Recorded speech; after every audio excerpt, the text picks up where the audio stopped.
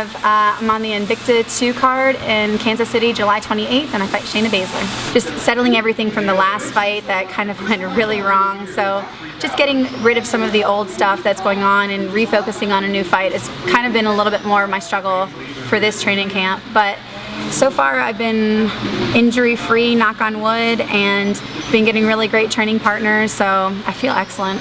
Speaking of great training partners, you're out here in San Jose visiting AKA. What brings you out?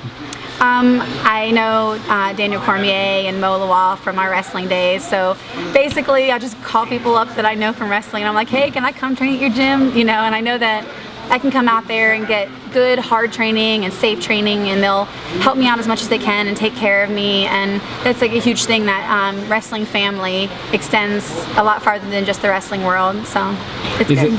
Is it unusual for you to be the only female in the gym, or is that more your style? It's not my style, it's just the way it is.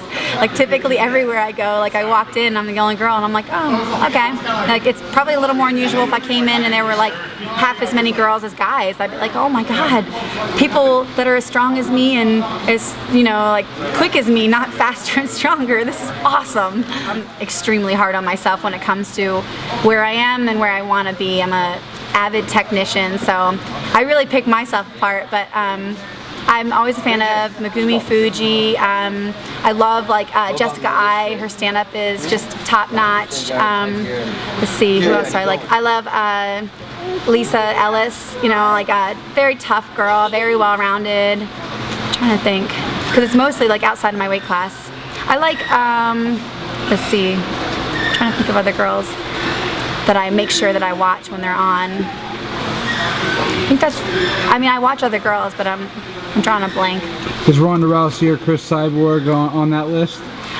They're on my list of people that I'm going to compete against. So I think maybe it's just from wrestling days, but I've never really looked up to or made sure I followed people who were in my weight class. I don't know if it's just a natural competitive thing, but it's very dangerous to look up to the people who you want to overcome. So in wrestling, I never looked at the people in my weight class. I always looked at people above or below, you know, or the guys, you know.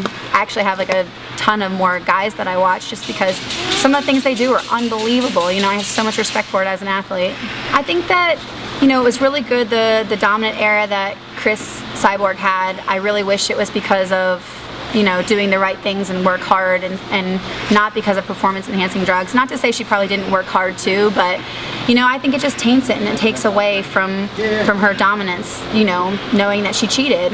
And you know, I go back and forth on Ronda. I think that it's really good for the sport, and I think it's progressing things and stuff like that. I just, you know, like I would prefer it in a more like respectful or with a little bit more integrity, you know, not quite so, I don't know exactly how to put it, but you know, with a little more class.